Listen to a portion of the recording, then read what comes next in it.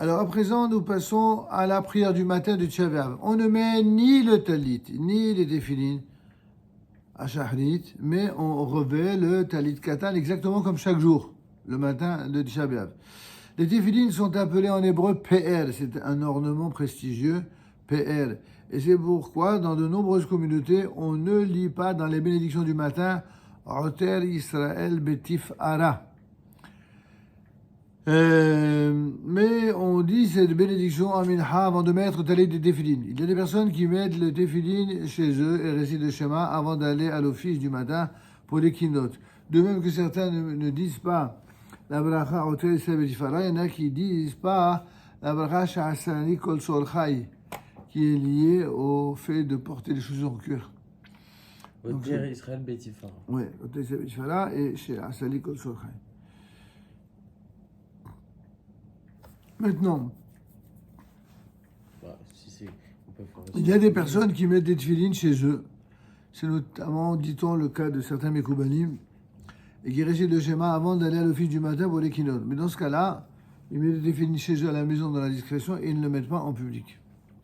La prière de Shaharit est celle des jours de semaine.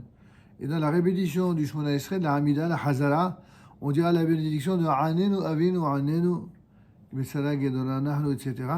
Et ce, comme à chaque jour de jeûne public.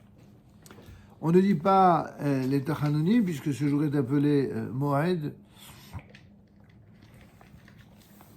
dans le chapitre 1, verset 15. À la fin de l'office, on ne dit ni le Shir Shel Yom, c'est-à-dire le cantique du jour, ni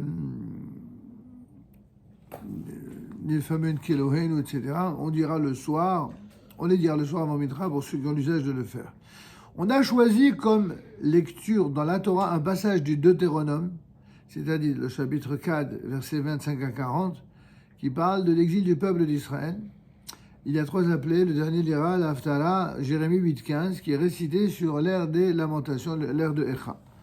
Après la rentrée du Sefer Torah, on dira les keynotes, les fameuses keynotes de Tisha B'Av. Puis, comme tous les jours ouvrables, on dira Ashrei, Uvalitzion Goel et Alenu le Shabbat. S'il y a une Brit Mila le jour de Tisha B'Av, eh bien, on fera la Brit Mila après les keynotes. Ce fut le cas pour mon premier garçon.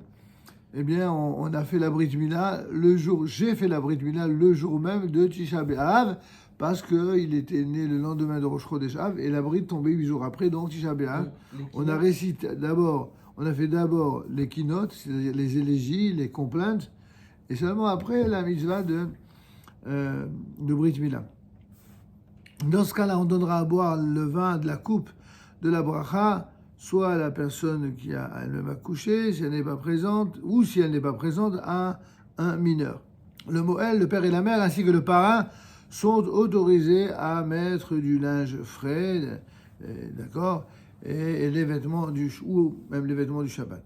Si la Brit Mila a lieu un jour, le jeûne de Tisha B'Av, comme je t'en ai parlé juste avant, eh bien, celui-ci est ajourné au Tisha B'Av, au Asara B'Av, pardon, c'est-à-dire le dimanche qui suit. Et les personnes mentionnées prieront Mincha après le midi.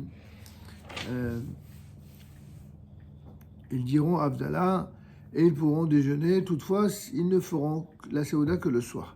C'est exactement ce que nous avons fait lorsqu'on a fait la Seouda de Mitzvah. Pour la Brit Mila, on l'a fait le soir à l'issue du jeûne. Nombreuses sont les personnes qui, après les keynotes, vont sur les tombes des tzadikim. C'est un usage qui est très répandu, mais ceci à condition évidemment de tenir le coup pour le jeûne. Mais si c'est pour aller sur la tombe des tzadikim en plein soleil et manquer de force pour de risquer de compromettre le jeûne, dans ce cas-là, il vaut mieux évidemment s'en abstenir.